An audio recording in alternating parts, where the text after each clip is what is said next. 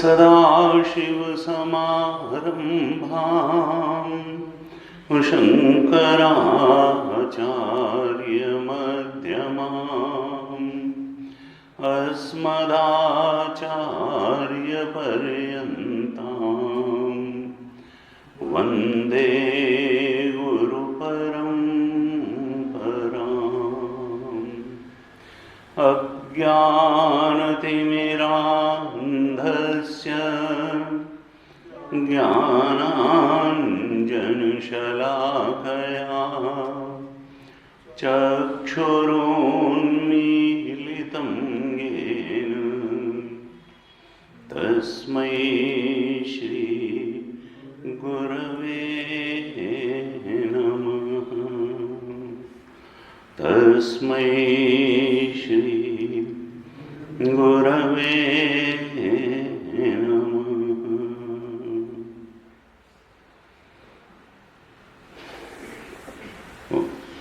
शांति मंत्र का पाठ है। ओम भद्रं कर्णेभिः शृणुयाम देवाः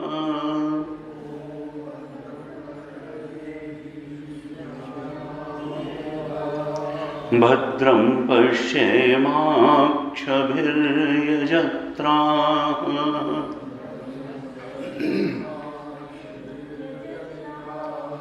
स्थिरैरङ्गैस्तुष्टुवागंसस्तनूभिः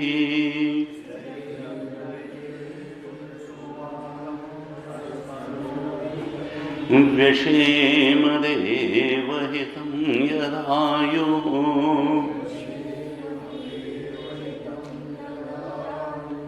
स्वस्ति न इन्द्रो वृद्धश्रवाः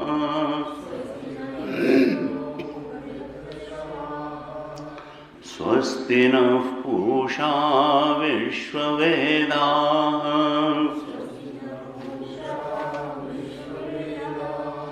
स्वस्ति नस्तार्क्ष्यो अरिष्टनेमिः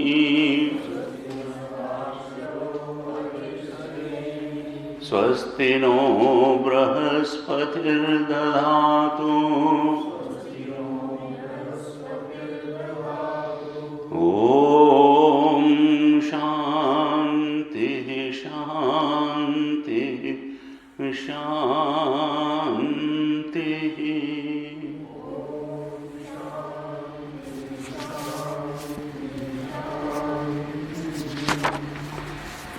सातवें मंत्र से 11वें मंत्र तक पाठ करेंगे, बीच की कारिकाओं का भी पाठ करेंगे। सातवें मंत्र से पाठ करें।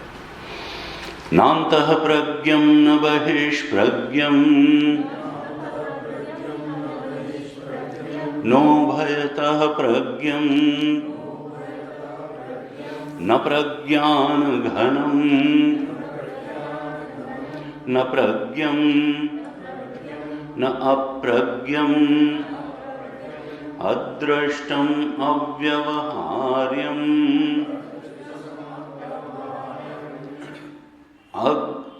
अग्राह्यम् अलक्षणम् अचिन्त्यम् अव्यपदेश्यम्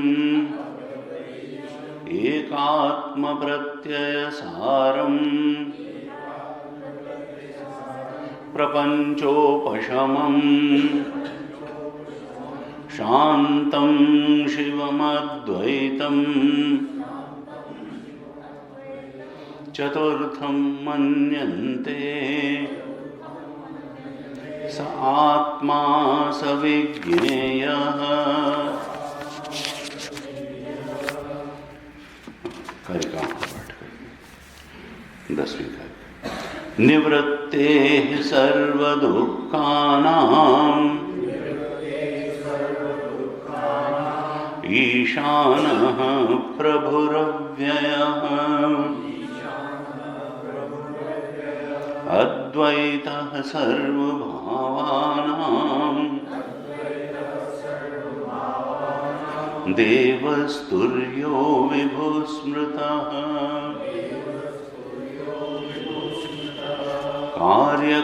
कार्यकारणबद्धौ तौ इष्येते विश्वतैजसो प्राज्ञः कारणबद्धस्तु द्वौ तौ तुर्येण सिद्ध्यतः नात्मानं न परांश्चैव न सत्यं नापि चानृतम् प्राज्ञः किञ्चन संवेत्ति तुर्यं तत्सर्वदृक् सदा द्वैतस्याग्रहणं तुल्यम् उभयोः प्राज्ञतुर्ययोः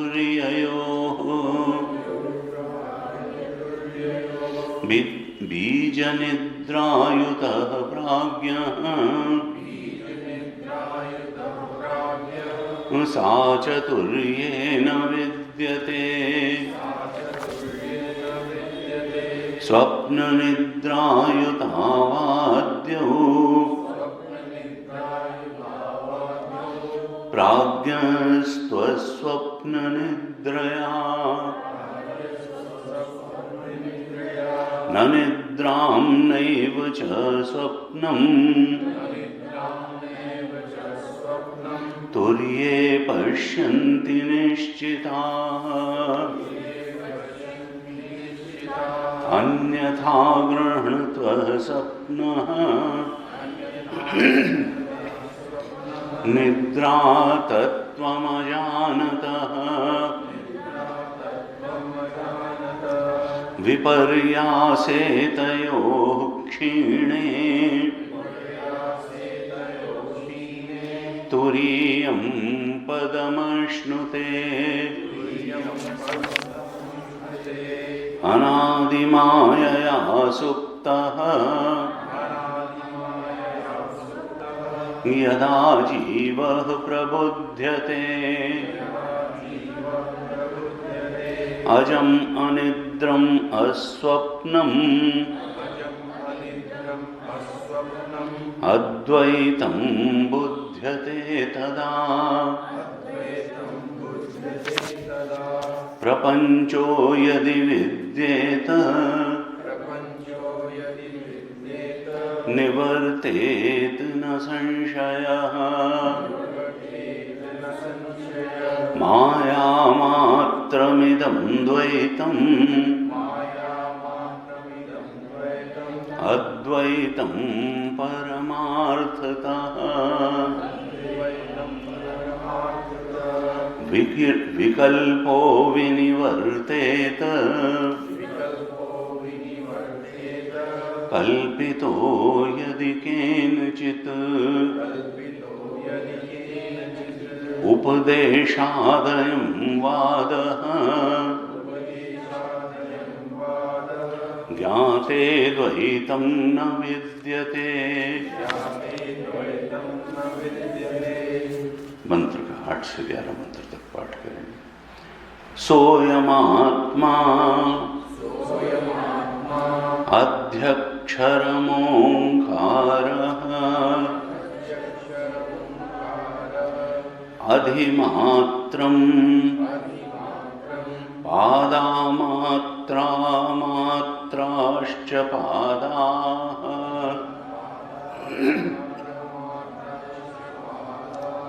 अकार उकारो मकार इति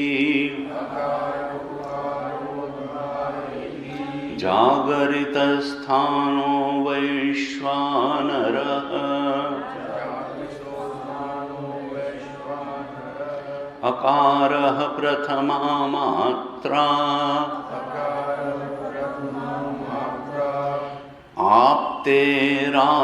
आप्तेरादिमत्वाद्वा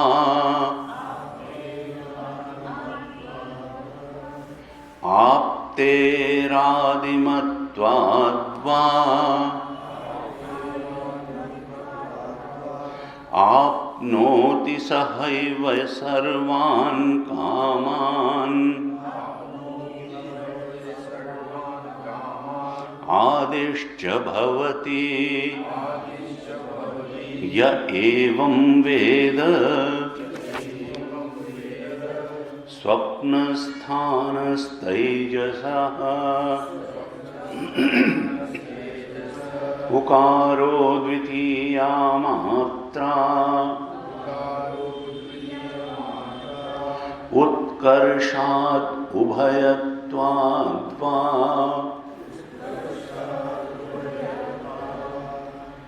उत्कर्षात् उभयत्वाद्वा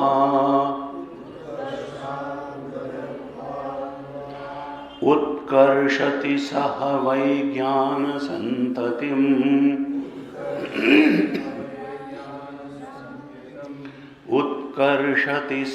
उत्कर्षति ह वै ज्ञानसन्ततिम्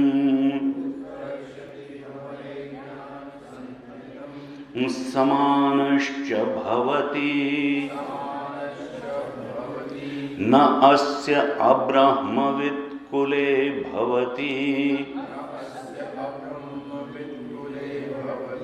न अस्य अब्रह्मवित् कुले भवति य एवं वेद सुषुप्तस्थानः प्राज्ञः मकारस्तृतीया मात्रा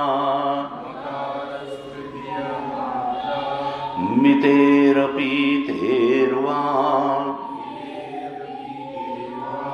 मिनोति हवा इदं सर्वम् अपीतिश्च भवति य एवं वेद।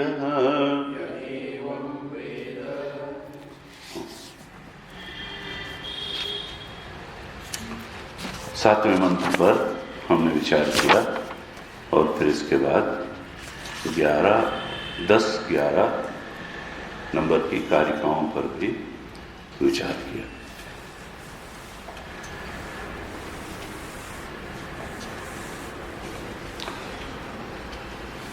मांडूक्य उपनिषद सीधे सीधे परम तत्व के बोध में साधक को प्रतिष्ठित कराना चाहता है। और जैसे कि हमने पहले भी चर्चा की कि मांडूक्य उपनिषद की प्रक्रिया में केवल 2 ही सत्ताएं स्वीकार की गई। अन्य उपनिषदों में कई बार 3 सत्ताएं स्वीकार कर ली जाती हैं। एक तो है परमार्थ सत्ता, अर्थात आत्मा जो ब्रह्म स्वरूप ही सच्चिदानंद स्वरूप आत्मा, परमार्थ सत्ता तो इसी की। लेकिन समझाने के लिए कुछ उपनिषदों में व्यावहारिक सत्ता भी मान ली गई।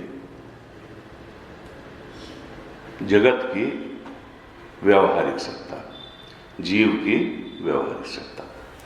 जीव के अंदर इच्छाएं हैं, उन इच्छाओं की पूर्ति के लिए जगत के विषय उसको चाहिए। भूख लगती है तो भोजन चाहिए, सर्दी गर्मी से बचने के लिए मकान चाहिए, अन्य संबंध भी चाहिए। तो वो लोग कहते हैं कि भाई व्यावहारिक सत्ता है। और एक प्रातीतिक सत्ता है, जैसे रस्सी में सांप, सीप में चांदी, आकाश में नीलिमा, जो प्रतीत तो होती है लेकिन वास्तव में उसको खोजने जाएंगे तो कहीं मिलेगी नहीं। मांडूक्य उपनिषद की प्रक्रिया में कहा कि नहीं, तीन भिन्न सत्ताएं नहीं है। असल में सत्ता तो एक ही है, ये तो सारे ही उपनिषद मानते हैं कि सत्ता तो एक है, और वो है आत्म सत्ता। और आत्म सत्ता का वास्तविक स्वरूप क्या है? ब्रह्म रूप, सर्वाधिष्ठान, केवल जीव का ही नहीं, जगत का भी अधिष्ठान और ईश्वर का भी अधिष्ठान। इस पर ये तीनों चीजें सुपर इम्पोज्ड हैं, चाहे जीव हो, चाहे जगत हो, चाहे ईश्वर। ये त्रैत सुपर इम्पोजिशन मात्र है, इसकी कोई वास्तविक सत्ता है नहीं। मांडूक्य उपनिषद कहता है कि देखो, उस आत्म तत्व से अलग तुमको जो भी अनुभव में आता है सब प्रतीति मात्र है। और असल में जिसको अनुभव में आता है द्वैत, किसको अनुभव में आता है? जीव को ही तो अनुभव में आता है। जब तक जीव रहेगा जगत की आवश्यकता बनी रहेगी, और तब तक ईश्वर की आवश्यकता भी कर्म फलदाता के रूप में बनी रहेगी, प्रार्थना सुनने वाले के रूप में बनी रहेगी, ईश्वर भी रहेगा। इसलिए हमारे उपनिषदों की प्रक्रिया है कि देखो, ये जीवत्व पहले जाना चाहिए। और जीवत्व का मूल क्या है? अज्ञान, अविद्या। किसकी अविद्या? आत्म तत्व की अविद्या। 7वें मंत्र में श्रुति ने कहा कि देखो, तुमको अपनी प्रज्ञा पर बड़ा भरोसा है, लेकिन ये प्रज्ञा जो है, बुद्धि जो है, ये भी वास्तव में प्रतीति मात्र ही है।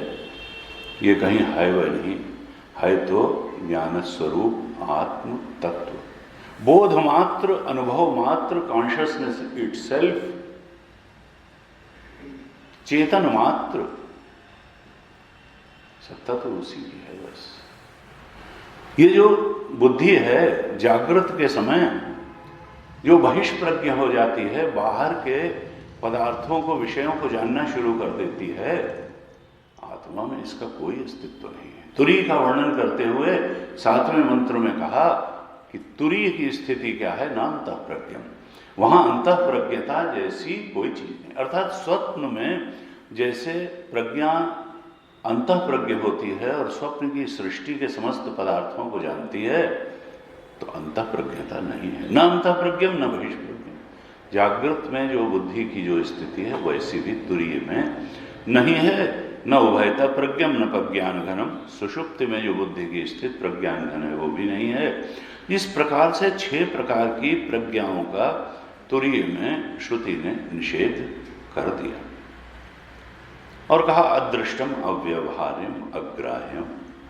देखो, ये कोई प्रमाण दिया नहीं जा सकता है, इसके साथ कोई व्यवहार किया नहीं जा सकता है, कोई लक्षण इसके निर्धारित नहीं किए जा सकते, चिंतन से इसको समझा नहीं जा सकता है और बताया नहीं जा सकता है। ये तो हर वृत्ति का सार रूप है, एकात्म प्रत्यय सारम है। और इस तुरीय में स्थिति के बाद साधक ज्ञानी अंदर कैसा अनुभव करता है? प्रपंचोपशम, सारे प्रपंच का उपशम हो गया। जागृत की भागदौड़ भी समाप्त, स्वप्न की भी समाप्त, सुषुप्ति की भी समाप्त। ये जो तीनों स्थानों पर प्रपंच पीछे पड़ा हुआ था, और क्यों पीछे पड़ा हुआ था? क्योंकि हम इसको सत्य मान करके बैठे थे। और सत्य मान करके क्यों बैठे थे?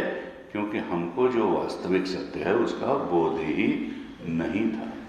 जब उस तुरीय तत्व का बोध हुआ और वो अपना स्वरूप ही निकला, और वो जगत का भी स्वरूप निकला और वो ईश्वर का भी स्वरूप निकला, वो एकमात्र सत्य है, इस बोध में साधक प्रतिष्ठित हो गया। तो फिर जिसको जिसको सत्य माने बैठा था वो सब प्रतीति हो गया, और प्रतीति होते ही उसका उपशम हो गया। जब मालूम पड़ गया कि वहां जल है ही नहीं, तब उसके पीछे भागने दौड़ने और उससे प्यास बुझ जाएगी, इस प्रकार की मानसिकता का कोई अर्थ नहीं रह गया। हम हिरण नहीं है कि हम रेगिस्तान में किरणों में जल दिखेगा तो हम भाग भाग के मरेंगे। हम तो जानते हैं कि वहां जल नहीं। इसी प्रकार से ज्ञानी जानता है कि न स्वप्न के विषय पा करके कोई तृप्ति मिलने वाली है, न जागृत के विषय, न सुषुप्ति। अवस्थाएं और अवस्थाओं के अभिमानी, इनमें कोई सत्यत्व नहीं है। सत्य तो उस अधिष्ठान में है, उस तुरीय में है, जहाँ न 6 प्रज्ञाएं हैं, न कोई व्यवहार की संभावना है, जो न ज्ञानेंद्रियों की पकड़ में आता है, न कर्मेंद्रियों की पकड़ में आता है, न बुद्धि की पकड़ में आता है, लेकिन है और वही है। शांतम शिवम अद्वैतम, उसका स्वरूप अद्वैत है, और वो वहां कोई विक्षेप है ही नहीं, वो तो शांत है।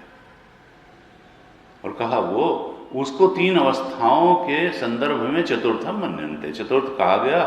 वास्तव में तो वो तीनों ही अवस्थाओं का अधिष्ठान है, तीनों अवस्थाओं में गया हुआ है। कहा सा आत्मा सविज्ञेय, अरे वो तुम्हारा आत्मा ही है, और असल में वही जानने योग्य है। माया से बने हुए जागृत, स्वप्न और सुषुप्ति ये प्रतीति मात्र हैं। इनको जान भी लिया तो कोई बहुत बड़ी उपलब्धि नहीं मिलने वाली है। 10वीं कारिका में कहा था, निवृत्ते सर्व दुखानाम ईशाना प्रभुरव्यय। ये तुरीय जो है ये तो प्रभु है, और इसका प्रभाव कैसा है कि ये तो जीवन से सारे दुखों का नाश कर देने वाला है। ये समर्थ है सारे दुखों की निवृत्ति में। इस तुरीय आत्मा के बोध में अगर कोई साधक स्थित हो जाता है तो उसके जीवन में फिर दुख कोई नहीं रहेगा। और कहा कि ये तो अद्वैत सर्वभावना, यही अद्वैत है, और सारे प्राणी पदार्थों के अधिष्ठान रूप में यही है।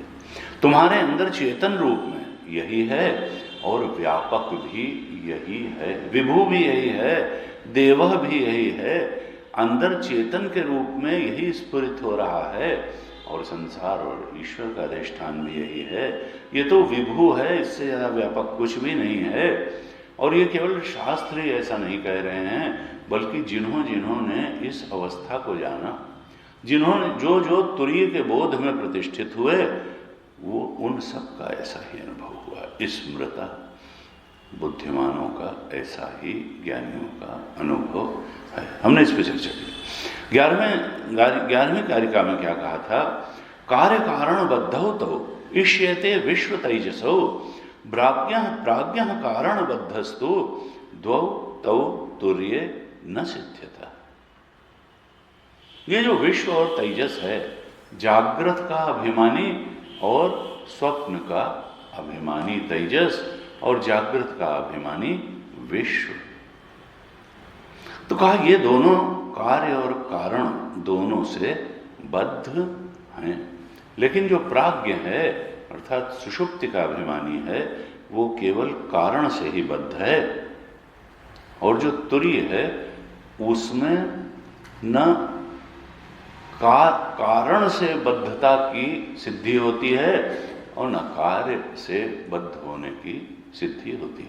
अर्थात जो तुरीय है वो न कारण से बद्ध है, न कार्य से बद्ध है। भाष्यकार ने भाष्य लिखा था, हमने पिछली कक्षा में चर्चा की थी कि देखो कारण तो बीज रूप है, प्राज्ञ बीज रूप है, और उससे कार्य या फल रूप ये विश्व और तेजस उत्पन्न होते हैं। हम वैसे भी जानते हैं कि कारण शरीर अज्ञान रूप है और उससे सूक्ष्म शरीर और स्थूल शरीर उत्पन्न, दोनों का कारण है, इसीलिए उसको कारण कहते हैं। सूक्ष्म और स्थूल शरीरों का कारण है। तो कहा प्राज्ञ तो कारण से बंधा हुआ है और विश्व और तेजस कार्य और कारण दोनों से बंधे हुए हैं। भाष्यकार ने और इसको खोला था कि कारण या बीज का अर्थ क्या है? तत्व का अग्रहण। तत्व तुरी यही है, सच्चिदानंदात्मा ब्रह्म तत्व तो यही है। तो प्राज्ञ में तत्व का जो अग्रहण है वास्तव में यही बीज है और यही कारण है। और जो विश्व और तेजस हैं इनमें तत्व का अग्रहण भी है, कारण भी है, लेकिन अन्यथा ग्रहण भी है, यानी कार्य भी। अन्यथा ग्रहण का अंदर मतलब क्या है कि रॉन्ग परसेप्शन, चीजें जैसी हैं वैसी न। क्यों? क्योंकि जो मूल है तत्व को जब नहीं देख पाए, तत्व की पहचान ही नहीं हो पाई, रस्सी की पहचान ही नहीं हो पाई, तब फिर तो कोई सर्प, भूछिद्र, माला, डंडा कुछ भी देखेगा, अन्यथा ग्रहण होगा। तो कहा देखो प्राज्ञ जो है वो तो बीज रूप, कारण रूप तत्व के अग्रहण से बद्ध है, लेकिन जो विश्व और तेजस हैं, स्वप्न और जागृत अवस्था के अभिमानी हैं, ये तो तत्व के अग्रहण से भी बंधे हुए हैं और फिर तत्व के अन्यथा ग्रहण से भी बंधे हुए हैं। अर्थात वो तत्व जब अनुभव में नहीं आ रहा है तो फिर स्वप्न की सृष्टि तेजस को सच्ची बन करके अनुभव में आ रही है, और जब वो तत्व अनुभव में नहीं आ रहा है तो फिर विश्व को ये जागृत की सृष्टि सच्ची बन करके अनुभव में आ रही है। क्यों? क्योंकि जो सच्ची वस्तु है तत्व, उसका अग्रहण है स्वप्न में भी और जागृत में भी और सुषुप्ति में भी। यानी मूल समस्या कहाँ बैठी कि कार्य को ही समझने से बात बनने वाली नहीं है। जो कारण है तत्व का अग्रहण, उसकी निवृत्ति होनी चाहिए। जो तत्व का अज्ञान है, तत्व की अविद्या है, उसकी निवृत्ति होनी चाहिए। तत्व की अविद्या की निवृत्ति होनी चाहिए, ये एक ध्वनित होता है इससे। अब 12वीं कारिका में क्या कहा था, हमने इसका अर्थ देखा था। नात्मानं न परांश्चैव न सत्यम नापि चामृतम् प्राज्ञः किंचन संवेत्ति तुर्यम तत् सर्व दृक् सदा। फिर से बताते हैं कि जो प्राज्ञ है उसकी स्थिति क्या है और जो तुरी है उसकी स्थिति क्या है। क्यों ऐसा बता रहे हैं? क्योंकि पूर्व पक्ष ये उठ सकता है, शंका ये उठ सकती है कि प्राज्ञ में कारणबद्धता है, तत्व का अग्रहण है। पूर्व पक्ष कहता है कि भाई ये हम क्यों न माने कि प्राज्ञ और तुरीय दोनों में ही तत्व का अग्रहण है, और इसलिए दोनों ही बद्ध हैं। खाली प्राज्ञ ही क्यों बद्ध है? हम तो कहते हैं कि तुरीय में भी तत्व का अग्रहण है। प्राज्ञ भी कुछ नहीं जानता है, तुरीय भी कुछ नहीं जानता है। ऐसा एक प्रश्न चिन्ह, एक प्रश्न उठाता है पूर्व पक्ष।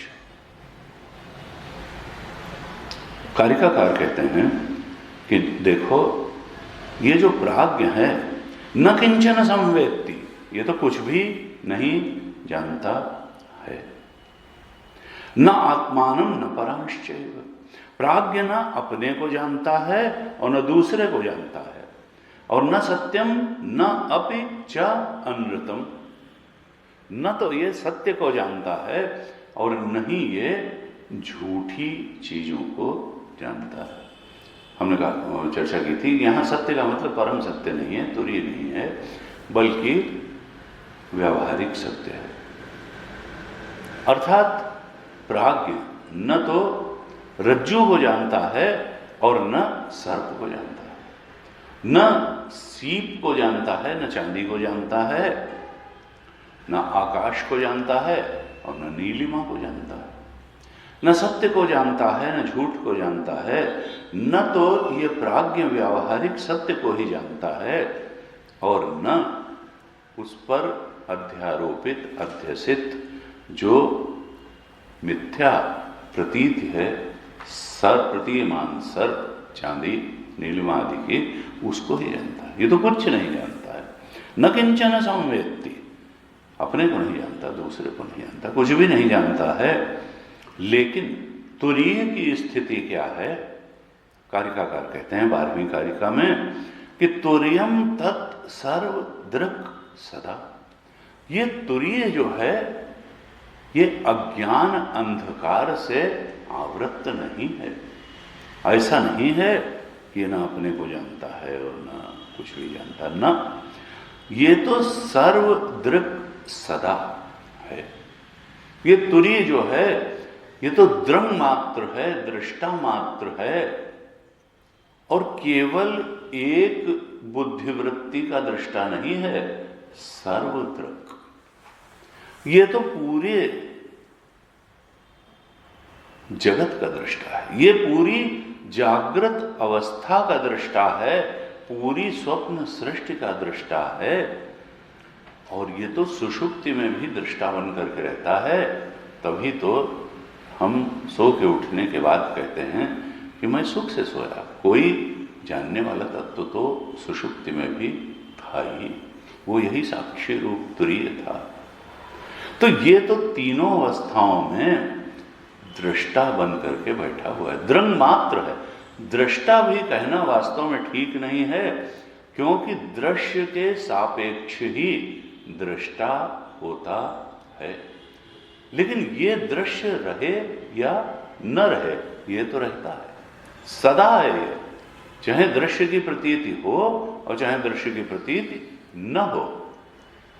और क्या है ये दृक् है, दृंग मात्र है, चेतन मात्र है, दृंग मात्र इसको कहना है। और किसका?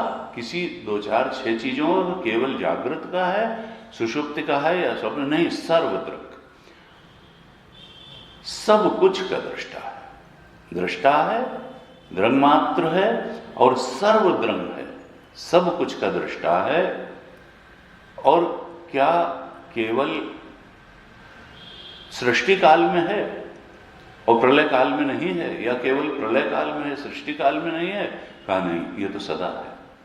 चाहे सृष्टि काल हो और चाहे प्रलय काल हो, चाहे वृत्तियों का खेल जागृत और सुषुप्ति में चल रहा हो, जागृत और स्वप्न में चल रहा हो, या सुषुप्ति में वृत्तियों का खेल न चल रहा हो, वृत्तियां लीन हो गई हो, ये तो सुषुप्ति में भी दृष्टा है। जो वृत्तियां नहीं हैं तब भी दृष्टा है, और जो वृत्तियां हैं तब भी दृष्टा है। ये तो सदा ही दृष्टा है, सर्वदृक् सदा। ये तो अधिष्ठान चेतन है, और ये तो क्या है? ये तुरीय ही है। तुरीय का स्वरूप ये नहीं है कि ये न अपने को जानता है, न दूसरे को जानता है, न ये व्यवहारिक सत्य को जानता है, और न ये प्रतीति को जानता है। ये तो सर्वदृक् सदा है। और जब इसके अलावा सब कुछ प्रतीति है, इसके अलावा जब कुछ वास्तव में सत्तावान है ही नहीं, प्रतीति मात्र है, तो इसका मतलब क्या हुआ कि तुरीय ही अधिष्ठान रूप से है। ओनली तुरीय एग्जिस्ट्स। इसके अलावा तो कुछ भी अस्तित्ववान है नहीं। दिखता जरूर है, सत्तावान नहीं है। सत्तावान नहीं है, न प्रलय की सत्ता है, न सृष्टि की सत्ता है, न जागृत अवस्था की विविधता है, न स्वप्न अवस्था है, न उसकी विविधता है, न ये तो सुपर इम्पोजिशन है। ये तो प्रतिमान सर्प की स्थिति इनकी है। तो फिर ये दिखती कैसे है? ये सच्ची क्यों लगती हैं? 11वें मंत्र के भाष्य में ही भाष्यकार ने कहा था, हमने चर्चा भी की थी, कि ये उसी कारण के वजह से, उसी बीज की वजह से, और कारण और बीज क्या था?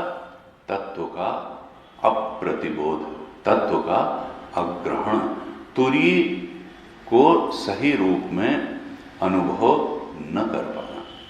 कहा था तत्व अप्रतिबोध मात्रम एव ही बीजम। तत्व का अप्रतिबोध मात्र ही बीज है। तत्व को के सही स्वरूप का बोध न हो पाना बीज तो यही है। और जब उसका अप्रतिबोध हो गया, तब फिर वही तत्व अन्यथा ग्रहण के रूप में अनुभव में आया, जागृत में भी और स्वप्न में भी। भाष्यकार ने 12वीं कारिका का भाष्य लिखा, कहा कथम पुनः कारणबद्धत्वं प्राज्ञस्य तुरीय वा तत्व अग्रहण अन्यथा ग्रहण लक्षणों बंधौ न सिद्ध्यता हेति। पूर्व पक्ष प्रश्न उठाता है कि भाई हम तो कहते हैं तुरीय भी बद्ध है और उसी तरह से बद्ध है जैसे प्राज्ञ बद्ध है। भाष्यकार कहते हैं तुम्हारा कहना ठीक नहीं है। यस्माद् आत्मविलक्षणम अविद्या बीज प्रसूतम बाह्यम द्वैतम प्राज्ञो न किंचन संवेत्ति यथा विश्व तेजसः। देखो, ये विश्व और तेजस, ये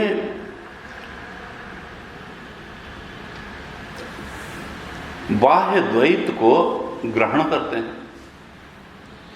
स्वप्न में हमको सृष्टि जो होती है वो बाहर ही तो मालूम पड़ती है। ये तो जागने के बाद लगता है कि वो अंदर थी। द्वैत में तो बाहर ही मालूम पड़ता है, बाहर सब सृष्टि है, वो सच्ची।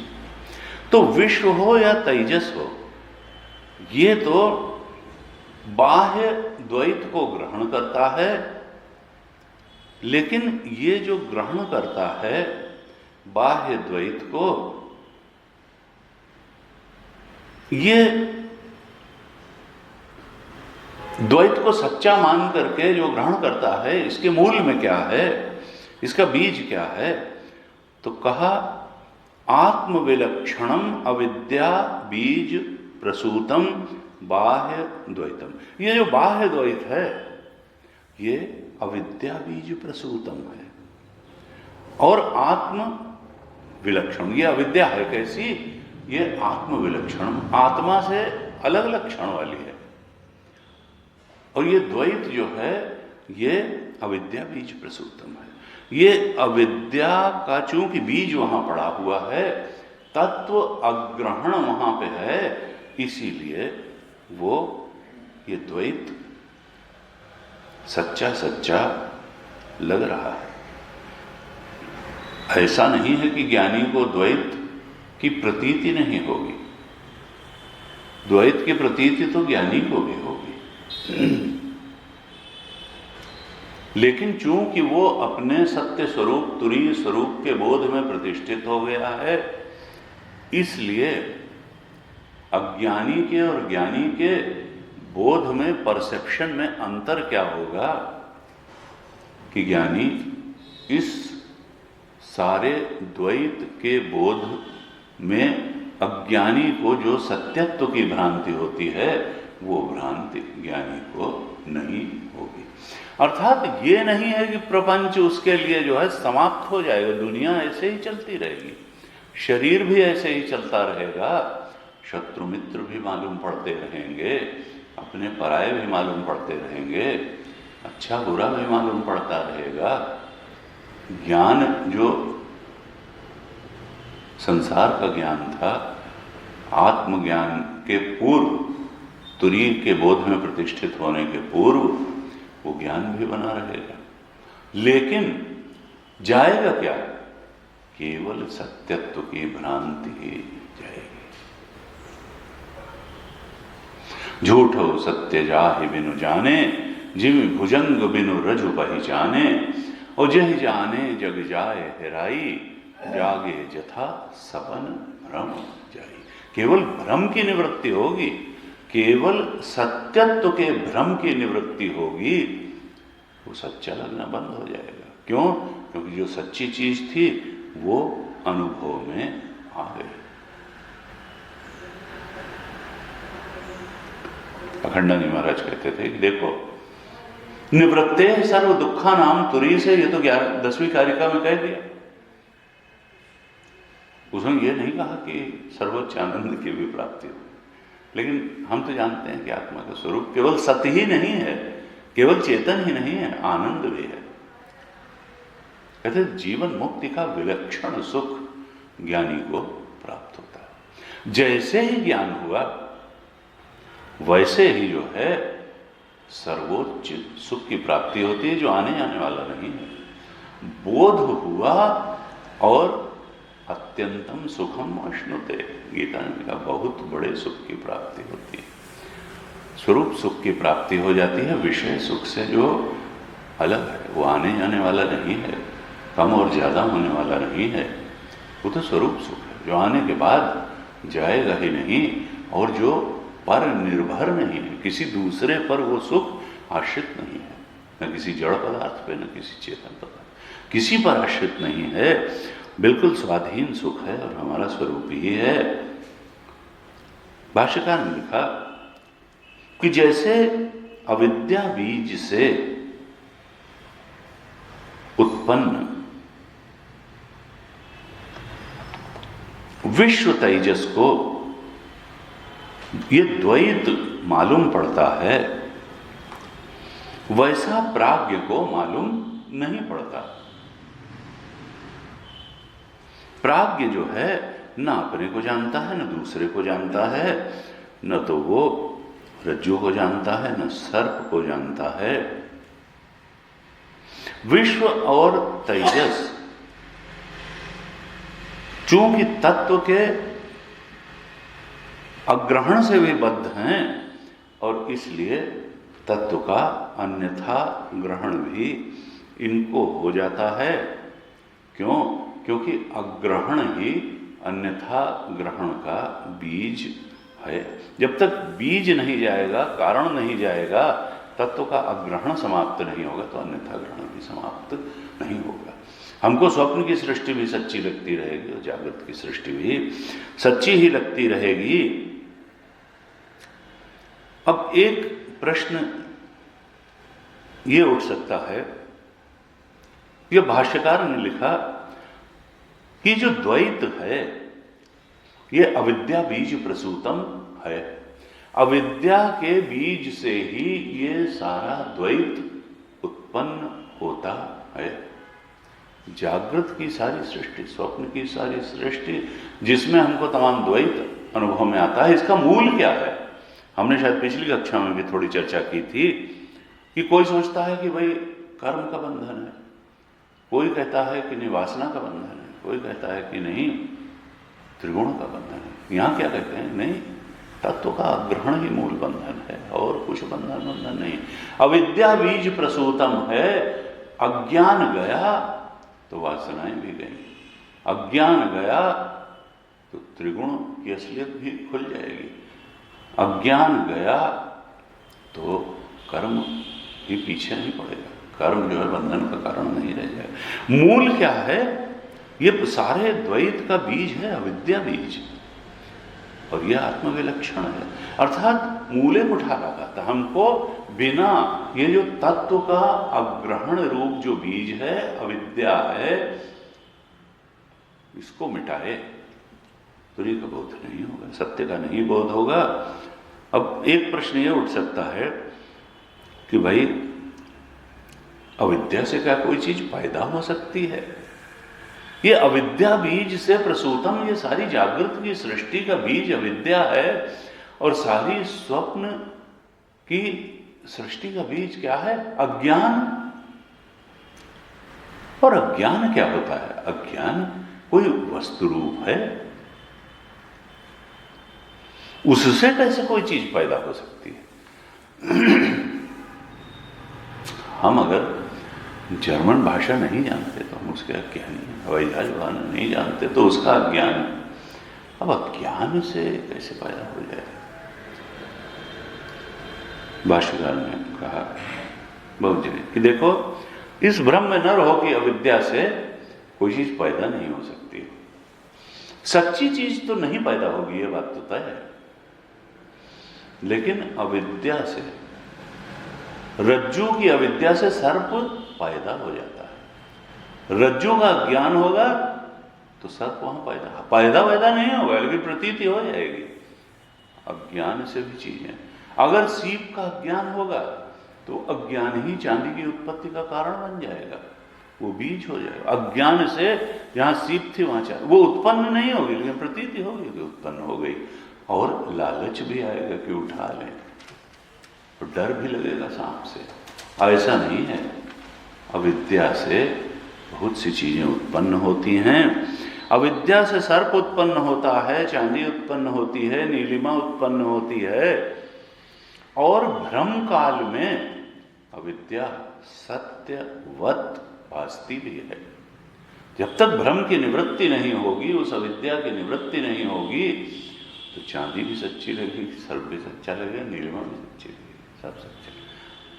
जब तक तुरीय की प्रतिपत्ति नहीं होगी, अवबोध नहीं होगा, तब तक जागृत की सृष्टि भी सच्ची लगेगी और स्वप्न की सृष्टि भी सच्ची लगेगी। जबकि यह है क्या? अविद्या बीज प्रसूतम और आत्मविलक्षणम। आत्मा से इसके लक्षण बिल्कुल अलग हैं, और यह अविद्या बीज प्रसूतम है। तत्व के अग्रहण के रहते अन्यथा ग्रहण होता रहेगा, और अन्यथा ग्रहण सच्चा भी लगता रहेगा। भाष्यकार कहते हैं कि यह विश्व तेजस तत्व के अग्रहण के कारण अन्यथा ग्रहण करता है, द्वैत को जानता है, लेकिन यह द्वैत अविद्या बीज प्रसूतम है। कहा तुरीय का क्या स्थिति है? यस्मात् तुरीयम तत्सर्व दृक् सदा, तुरीयात् अन्यस्य अभावात् सर्वदा सदा एव इति, सर्वं च तद दृक् च इति। ये तुरीय जो है यही सर्वम भी है, ये सब कुछ असल में यही है। जिसको द्वैत के रूप में देख रहे हैं, ये सर्वम है। सर्वम खलु इदम ब्रह्म, वो आत्म तत्व ही सर्व के रूप में अनुभव में आ रहे हैं। अन्य उपनिषद में लिखा, यहां कारिका में कहा, वो तुरीय क्या है? तुर्यम सर्व, और है कैसा? दृक्, दृष्टा मात्र है।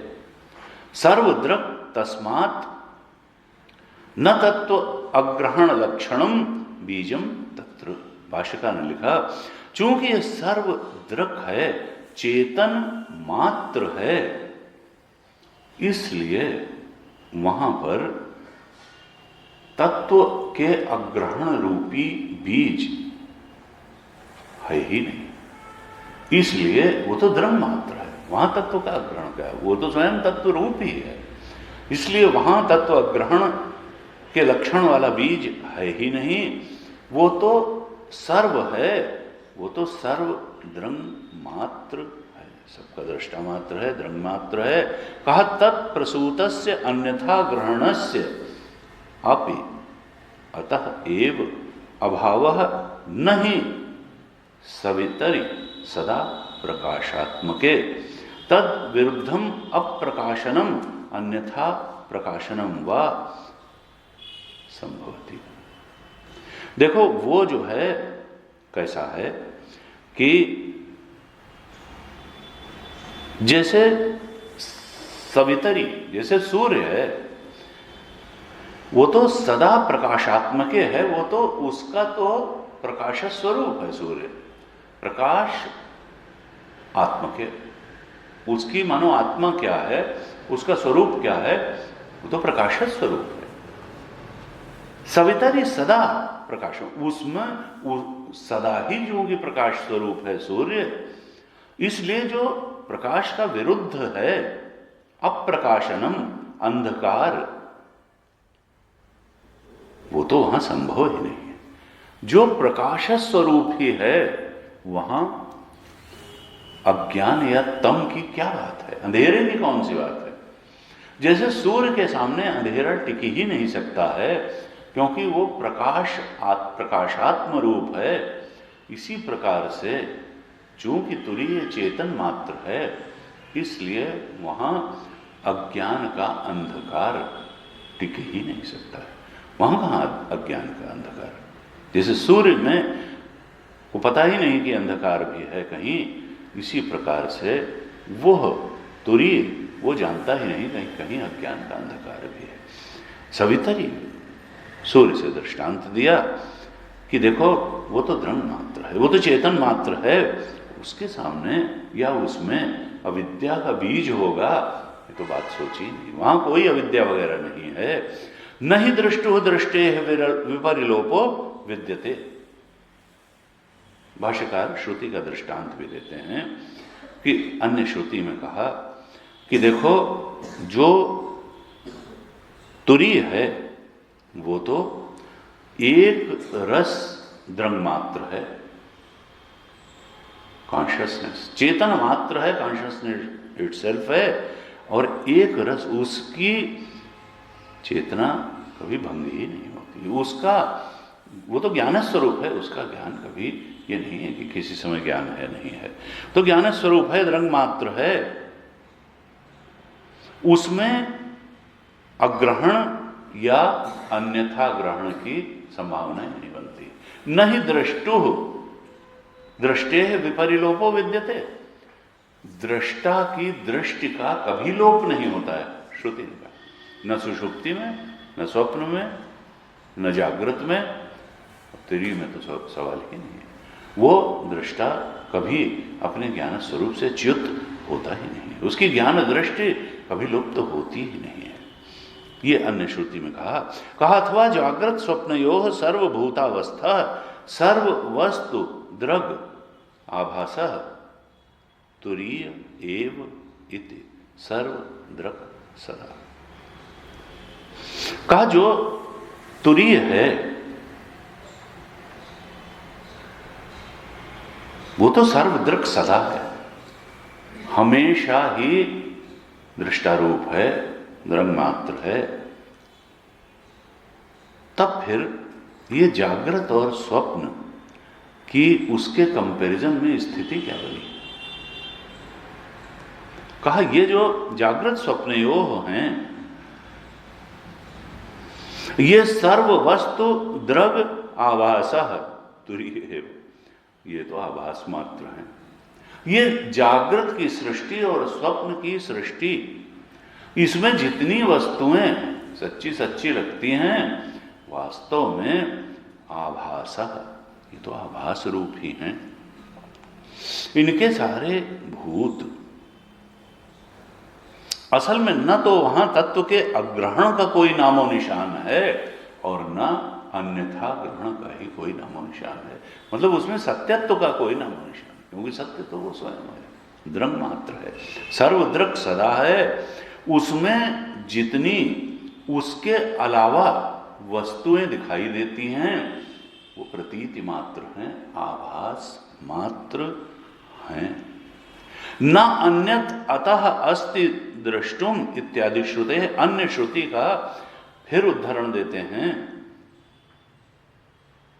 क्या कहा श्रुति ने अन्य स्थान पर कि ये जितना भी दृश्य प्रपंच है, चाहे स्वप्न का दृश्य प्रपंच या जागृत का दृश्य प्रपंच, न अन्यतः अस्ति दृष्टुम, इस तुरीय के अतिरिक्त ये जो सर्वदृक् सदा है, इसके अतिरिक्त ये स्वप्न और जागृत के प्रपंच का कोई और दृष्टा नहीं है। यही है जो दृष्टा है, दृंग मात्र है, सब कुछ का दृंग मात्र यही है। न अन्यत अतः अस्ति दृष्टुम, इसके अलावा ये मत सोचना कि दृष्टा अनेक हैं।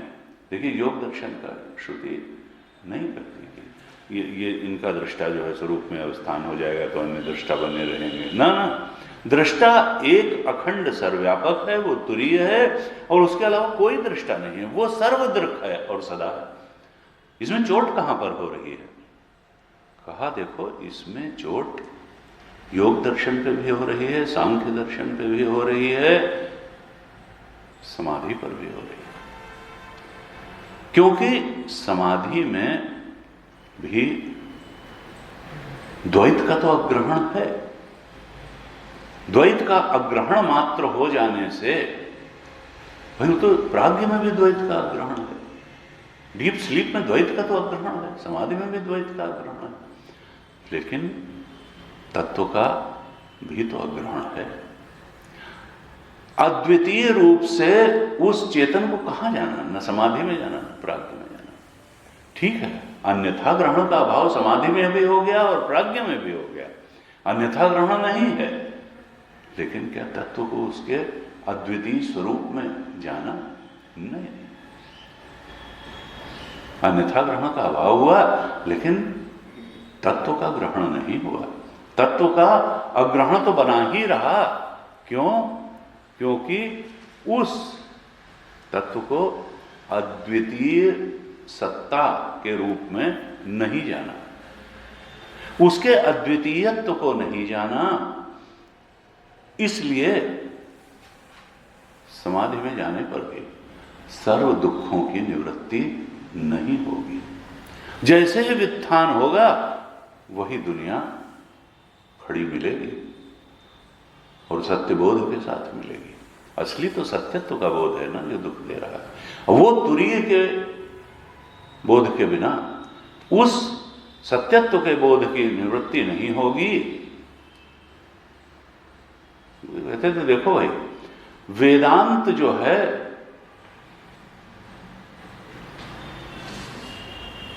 उसकी थोड़ा चाल अलग है। वो आंख खुली होने को जागना नहीं कहता है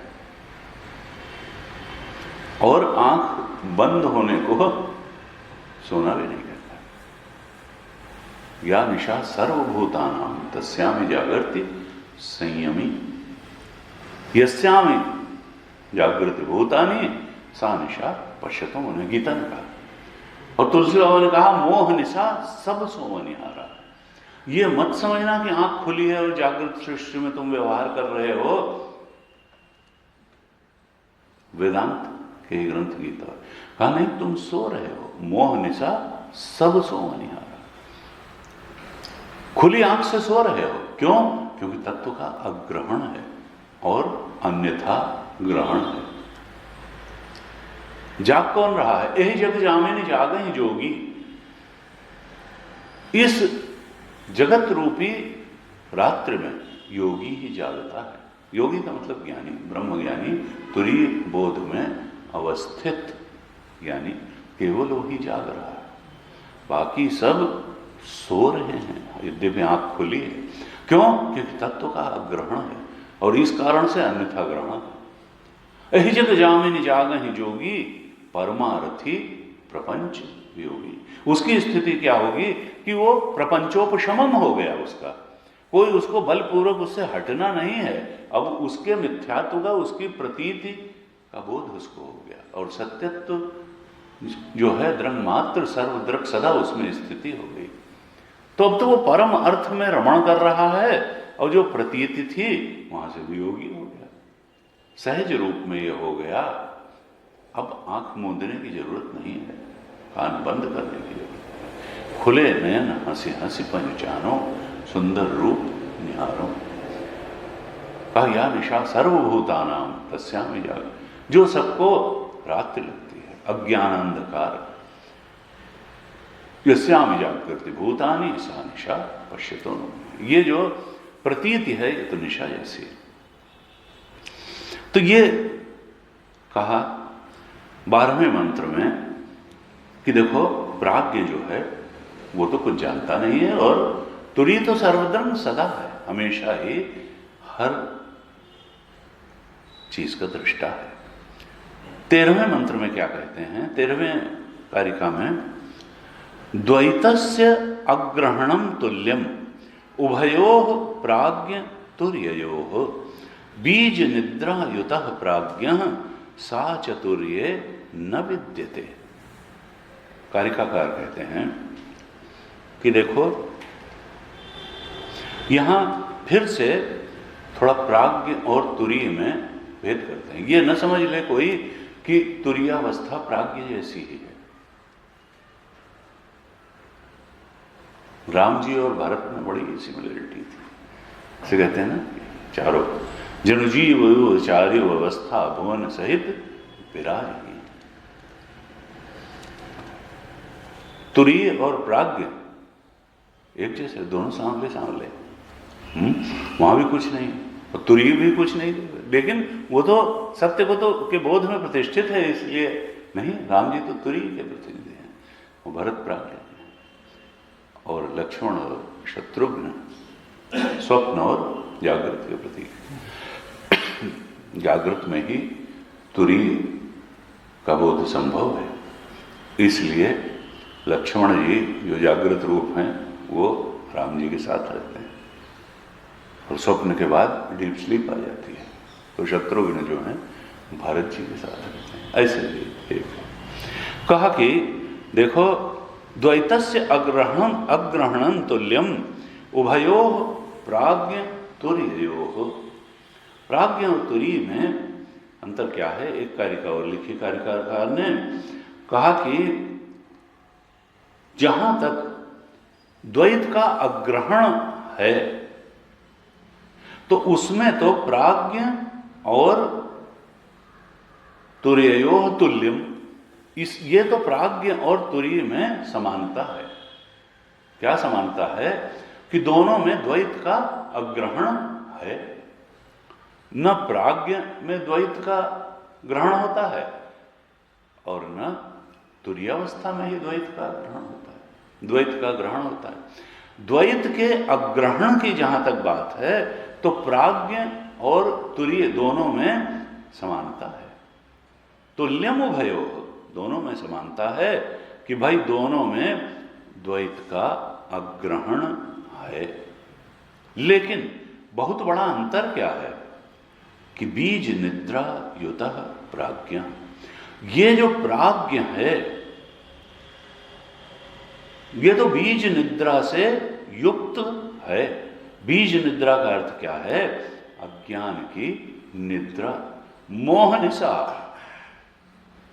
अज्ञान की निद्रा से युक्त है प्राज्ञ। नहीं तो ज्ञान हो जाता हम लोगों को डीप स्लीप में जाने पर। कहा बीज निद्रा युतः प्राज्ञ, ये प्राज्ञ जो है वो तो अज्ञान निद्रा से युक्त है, और सा चतुर्य न विद्यते, और यही जो बीज निद्रा है, ये जो अज्ञान की निद्रा है, तुरीय में तो इसका कहीं अता पता ही नहीं है। तुरीय तो जानता ही सवितरीय दृष्टि का कि वो जो द्रव्य मात्र है उसको तो मालूम ही नहीं कि अज्ञान का अंधकार कुछ होता भी है। ये प्राज्ञ बीज निद्रा से युक्त है, अज्ञान की निद्रा से युक्त है, और सा चतुर्य न विद्यते, यह अज्ञान की निद्रा तुरीय में है ही नहीं। ये अज्ञान की निद्रा क्या है? तत्व के अप्रतिबोध रूप। देखिए 11वीं कारिका के भाष्य में बीज का, यहां पे बीज निद्रा युतः प्राज्ञा, बीज निद्रा शब्द आया, और 11वीं कारिका के भाष्य में भाष्यकार ने लिख दिया था कि ये बीज है क्या? तत्व अप्रतिबोध मात्रम एव ही बीजम लास्ट बट वन सेंटेंस में था, 11वें कारिका के भाष्य में। तत्व अप्रतिबोध मात्र में वही, तत्व का अप्रतिबोध ही बीज है। तत्व का अग्रहण, तत्व को न जानना, यही बीज है। कहा बीज निद्रा युता प्राज्ञ, इसी बीज निद्रा से प्राज्ञ युक्त है और तुरीय में नहीं है। भाष्यकार इस पर भाष्य लिखते हैं, कहते हैं कि इस शंका के निवारण के लिए कि कहीं तुरीय और प्राज्ञ एक ही तो नहीं है, क्योंकि दोनों में द्वैत का अग्रहण समान ही है, यह कारिका लिखी कि नहीं देखो अंतर जो है ठीक तरह से समझ ले साधक कि द्वैत का अग्रहण दोनों में समान है, फिर भी तुरीय जो है सर्व दृक् सदा है, ये बता दिया है पहले। ये तो दृष्टा जो है इसी पर सब कुछ सुपर इम्पोज्ड है। द्वैत का अग्रहण दोनों में है, लेकिन बीज निद्रा का नाम तुरीय में है ही नहीं।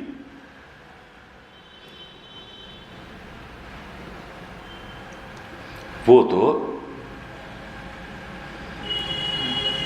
द्वैत का अग्रहण दोनों में नहीं है, लेकिन ये जो तुरीय है ये तो सर्व का अधिष्ठान है। अब गुरु जी कहते देखो इसका मतलब क्या है, समाधि में भी अगर दृष्टा का सर्वदृक् सदा सर्व अधिष्ठानत्व ज्ञात नहीं हुआ, इसका मतलब बीज निद्रा वहां भी। जब तक सर्वदृक् सदा का बोध इस रूप में उस चेतन का बोध नहीं हुआ, तुरी का बोध नहीं हुआ, तब तक समझो बीज निद्रा है, उसका नाश नहीं हुआ।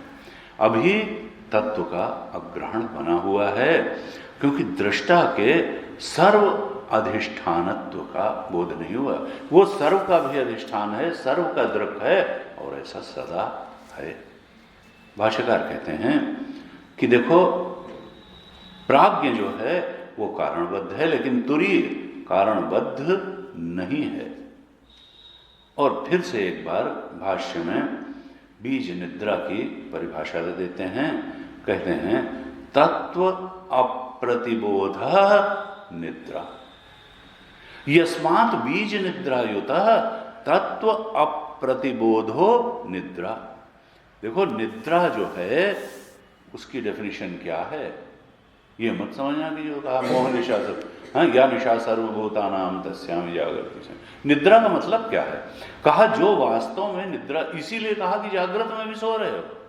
निद्रा की परिभाषा क्या है, तत्व अप्रतिबोध निद्रा, तत्व का प्रतिबोध न होना, यही निद्रा है।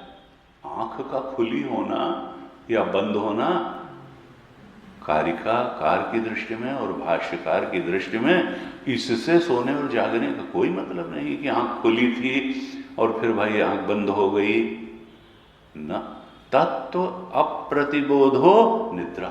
अगर तत्व का बोध नहीं है, तत्व का अप्रतिबोध है, तो फिर सो ही रहे हो। इसीलिए कहा तुलसी बाबा ने मोह निशा सब सो निहारा। जिसको जिसको तत्व का प्रतिबोध नहीं है वो सब सो ही रहे हैं, चाहे वो जागृत अवस्था हो, चाहे स्वप्न हो, चाहे सुषुप्ति हो, तो सोना ही है और सो ही नहीं रहे हैं। अन्यथा ग्रहण भी हो रहा है। देखा ही सपन अनेक प्रकारा, ये जो सपन अनेक प्रकारा है ये अन्यथा ग्रहण के।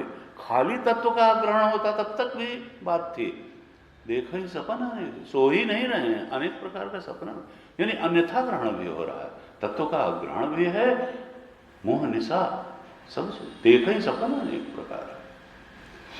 तो कहा कि ये जो है तत्व का अप्रतिबोध ही निद्रा है। सा एव च विशेष प्रतिबोध प्रसवस्य बीजम, और इसको निद्रा कहा। और ये क्या है, जब तत्व का अप्रतिबोध रूपी निद्रा होती है तो इस अप्रतिबोध से फिर कार्य क्या होता है? इस बीज से निकलता क्या है? विशेष प्रतिबोध प्रसवस्य, विशेष विशेष का प्रसव होता है बीज से, यानी भेद का परसेप्शन होता है, अनेकता का परसेप्शन होता है। यह सृष्टि अनेक रूप भासने लगती है। जब एक तत्व का ग्रहण हो गया तो यहां विशेष का ग्रहण होने लगता है। ये अलग है, ये अलग है, ये अलग है, ये अलग है। कहा ये जो निद्रा, जब ये अप्रतिबोध रूप निद्रा होती है, तब स्वप्न और जागृत में विशेषों का प्रतिबोध होने लगता है। और उसका बीज क्या है? तत्व प्रतिबोध, विशेष प्रतिबोध प्रसवस्य। ये निद्रा का प्रसव होता है। मानो ये जो है जन्म देती है, किस चीज को प्रसव करती है? विशेष प्रतिबोधों को। बहुत अनेकता सत्य के रूप में अनुभव में आती है। सा बीज निद्रा, ऐसी ये बीज निद्रा है। सायुता प्राज्ञा, ऐसी इस बीज निद्रा से प्राज्ञ युक्त होता है और तुरीय नहीं होता है। कहा सदा दृक् स्वभावत्वात्, क्यों नहीं युक्त होता है? क्योंकि वो सदा दृक् स्वभाव वाला है। इसलिए तत्व अप्रतिबोध लक्षणा निद्रा तुरीय न विद्यते। तत्व के अप्रतिबोध के लक्षण वाली जो निद्रा है, नींद है, वो तो तुरीय में है ही नहीं।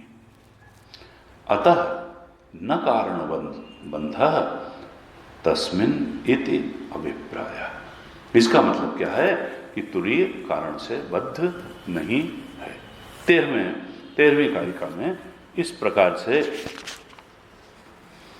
कारिकाकार ने भी बताया और भाष्यकार ने इस पर छोटा सा संक्षिप्त लेकिन सारगर्भित भाष्य लिखा, जिसमें कि मुख्य रूप से उन्होंने कहा कि जो बीज निद्रा होता है तो तत्व के अप्रतिबोध को ही निद्रा कहा, और जो तुरीय है वो सदा दृक् स्वभाव वाला है, तो तत्व रूप है।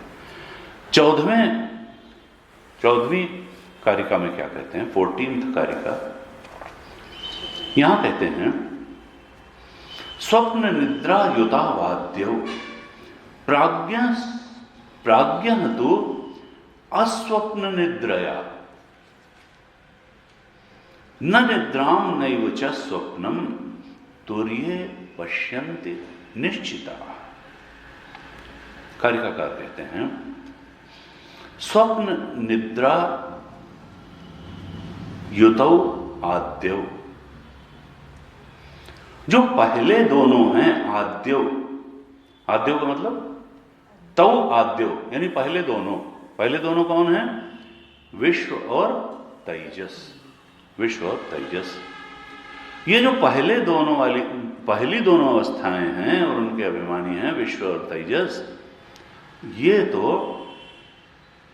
स्वप्न निद्रा से युक्त हैं। बता चुके स्वप्न निद्रा का मतलब क्या है? तत्व अप्रतिबोध निद्रा, यानी तत्व के अग्रहण रूपी निद्रा से विश्व और तेजस युक्त हैं, अज्ञान से युक्त हैं, तम या अंधकार, अज्ञान अंधकार से दोनों युक्त हैं, निद्रा से युक्त हैं। लेकिन ये केवल निद्रा से ही युक्त नहीं है, ये जो है ये स्वप्न से भी युक्त हैं। स्वप्न का अर्थ क्या है? निद्रा का अर्थ था तत्व का अग्रहण, और स्वप्न का अर्थ क्या था? अन्यथा ग्रहण। यही तो होता है। मोह निशा सब सोव निहारा, तो देखें सपन अनेक प्रकार। मोह निशा में सो रहे हैं यानी तत्व का ग्रहण है, और देखें सपन अनेक प्रकार का मतलब है अन्यथा ग्रहण भी है, उसको सच मान रहे हैं। जागृत के विषयों को और स्वप्न की सृष्टि को और जागृत की सृष्टि को सच मान रहे हैं, उससे सुखी दुखी हो रहे हैं, भयभीत हो रहे हैं, प्रसन्न हो रहे हैं। तो ये जो अन्यथा ग्रहण है, यानी रस्सी का तो अग्रहण है, लेकिन सांप, भूछिद्र, माला, इस रूप में अन्यथा ग्रहण भी हो रहा है, केवल अग्रहण नहीं है तत्व का। ये जो विश्व और तेजस हैं, आद्यौ तौ, ये दोनों जो पहले की अवस्थाएं बताई गई हैं, आद्यौ तौ, शुरू की दोनों अवस्थाएं यानी जागृत और स्वप्न, या विश्व और तेजस, ये अग्रहण रूपी, तत्व अग्रहण रूपी निद्रा से भी युक्त हैं और अन्यथा ग्रहण रूपी स्वप्न से भी युक्त हैं। लेकिन प्राज्ञ तो अस्वप्न निद्रा, प्राज्ञ जो है वो केवल निद्रा से तो युक्त है, लेकिन अस्वप्न, वहां स्वप्न नहीं है, वहां अन्यथा ग्रहण नहीं है प्राज्ञ में। ये अंतर किया। प्राज्ञ में निद्रा तो है, तत्व का ग्रहण तो है, लेकिन अस्वप्न है, अन्यथा ग्रहण नहीं है, वृत्ति नहीं। और तुरीय की स्थिति क्या है? कहा न निद्राम नैव च स्वप्नम, तुरीय में न तो निद्रा है और न स्वप्न है। निद्रा का अर्थ क्या है कि तत्व का अग्रहण भी नहीं है, और स्वप्न का मतलब यह है कि अन्यथा ग्रहण भी नहीं है। न तो अग्रहण है और न अन्यथा ग्रहण है। तो तुरीय में, तुरीय पश्यन्ति निश्चिता, जिन्होंने निश्चित ज्ञान किया उस बोध स्वरूप का, उस तुरीय के ज्ञान में जिनकी निश्चल बुद्धि हो गई। गीता जी कहती हैं, देखो बुद्धि का ही, दृष्टि का ही खेल है सारा। हम सत्य मानते हैं तो दृष्टि बुद्धि से मानते हैं, किसी चीज को असत्य मानते हैं तो भी बुद्धि से मानते हैं। गीता जी में कहा, दूसरे अध्याय के 53 श्लोक है, श्रुति विप्रतिपन्नाते यदा स्थास्यति निश्चला समाधावचला बुद्धि तदा योगम अवाप्स्यसि। जब तक सत्य के बोध में, तुरीय के बोध में प्रतिष्ठित नहीं हो जाता योगी, तब तक उसकी मति भटकती रहती है। ये सच है कि ये सच है। श्रुति विप्रतिपन्नाते, श्रुति में ही अनेक अनेक प्रकार की बातें कही गई, कहीं कर्मकांड की बात बताई, कहीं उपासना की बात बताई, कहीं कामना पूर्ति के लिए ये यज्ञ करो बताया, कहीं फिर ब्रह्म ज्ञान की भी बात कही गई। तो श्रुति विप्रतिपन्नाते, समाज में भी अनेक अनेक मतांतर, इस्लाम ये कहता है, ईसाई धर्म ये कहता है, बुद्धिज्म, जैनिज्म। तो श्रुति विप्रतिपन्नाते यदा स्थास्यते, लेकिन जब तुरीय का बोध हो जाता है तब ये बुद्धि भटकना समाप्त कर देती है। श्रुति विप्रति यदा स्थास्यते निश्चला, निश्चल होकर के उसकी एक दृष्टि हो जाती है, सत्य तो यही है, बाकी प्रतीति है। स्थास्यते निश्चिता, यहां पर देखिए कारिका में कहा निश्चिता, वहां कहा था, गीता में कहा निश्चला, यहां कारिका में 14वीं कारिका में कहा तुरीय पश्यन्ति निश्चिता, निश्चित दृष्टि हो जाती है। समाधावचला, वहां समाधि का मतलब क्या है? आत्मा का सत्य स्वरूप, आत्मा का ब्रह्मत्व। समाधावचला बुद्धि, ये बुद्धि आत्म स्वरूप में ही स्थिति, बिल्कुल स्पष्ट ज्ञान हो जाता है आत्मा के सत्य स्वरूप का। समाधावचला बुद्धि अचल हो जाती है। तदा योगम अवाप्स्यसि, उस समय ये परम लक्ष्य अपने योग अर्थात तुरीय को प्राप्त कर लेती है, ब्रह्म बोध में प्रतिष्ठित हो जाती है। तो यहां कहा कि न निद्राम नैव च स्वप्नम तुरीय पश्यन्ति निश्चिताः। जो ब्रह्मविद हैं, यहां निश्चिता का अर्थ क्या हुआ?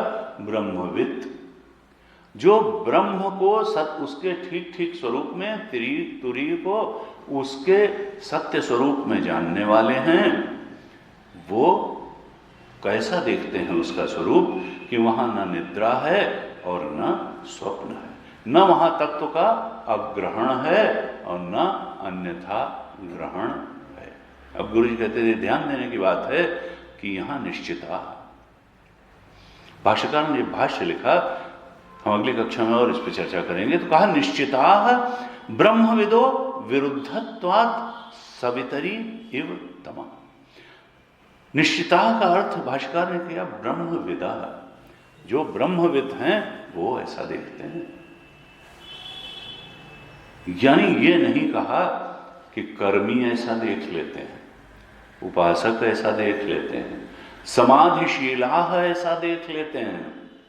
ना, जो ब्रह्मविद हैं, जो तुरीय के सही स्वरूप के बोध में प्रतिष्ठित हैं, समाधा वचला बुद्धि तदा योग, वही इस प्रकार से देख पाते हैं।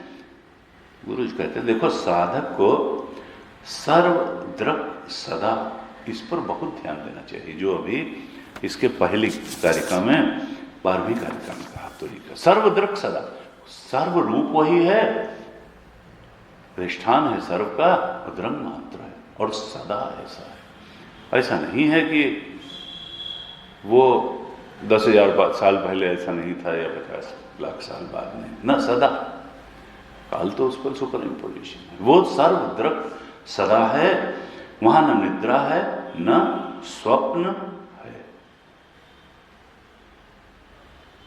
अब गुरु जी कहते थे कि देखो, भाष्यकार कारिकाकार बहुत धीरे धीरे हमारी बुद्धि में जो सत्य का प्रवेश कराते हैं। हम लोग तो जागृत को बहुत ही ज्यादा महत्व देते हैं और स्वप्न को तो कुछ भी महत्व नहीं देते हैं। 3 अवस्थाएं अभी तक चल रही थी, जागृत, स्वप्न, सुषुप्ति। इस कारिका में धीरे से कारिकाकार ने उन 3 को 2 में ही समेट दिया। कह दिया एक तो प्राज्ञ है जहां तत्व का अग्रहण है, और दूसरी अवस्था क्या है, स्वप्न, जहां तत्व का अग्रहण तो है ही और अन्यथा ग्रहण भी है। यानी जागृत का नाम ही खत्म कर दिया। जिसको तुम जागृत समझे बैठे हो वो स्वप्न में ही उन्होंने समेट दिया। 2 ही अवस्थाएं कर दी, प्राज्ञ और स्वप्न। जागृत को स्वप्न के अंदर है, बहुत धीरे से बता दिया कि जिसको तुम जागृत समझे बैठे हो ये स्वप्न ही है। जागृत को स्वप्न में धकेल दिया धीरे से कि अन्यथा ग्रहण दोनों में कॉमन है, इसलिए वो भी जो है स्वप्न ही, अन्यथा ग्रहण का जो है बस वो अवस्थाएं थोड़ा स्वप्न, उसमें कुछ नहीं है, वो स्वप्न ही है। क्यों? क्योंकि दोनों में तत्व का ग्रहण और अन्यथा ग्रहण ही है। तो स्वप्न निद्रा युतौ आद्यो, आद्यो तौ आद्यो, वो दोनों प्रारंभ वाली जो है निद्रा से भी युक्त है और स्वप्न अर्थात अन्यथा ग्रहण से युक्त है। अब इसी आधार पर कारिकाकार आगे भी चलेंगे। वो जागृत को बहुत महत्व नहीं थी, कहेंगे इसको तो तुम देखो ही सपन अनेक प्रकार, स्वप्न और जागृत में कोई अंतर ऐसा नहीं है। ऐसा लेकर के चलेंगे। अच्छी कारिकाएं हैं, हम कल और अगली कक्षाओं में इस पर विचार करेंगे। ओम पूर्णमदः पूर्णमिदं पूर्णात् पूर्णमुदच्यते पूर्णस्य पूर्णमादाय पूर्णमेवावशिष्यते। ओम शांति शांति शांति। हरि ओम श्री गुरुभ्यो नमः। हरि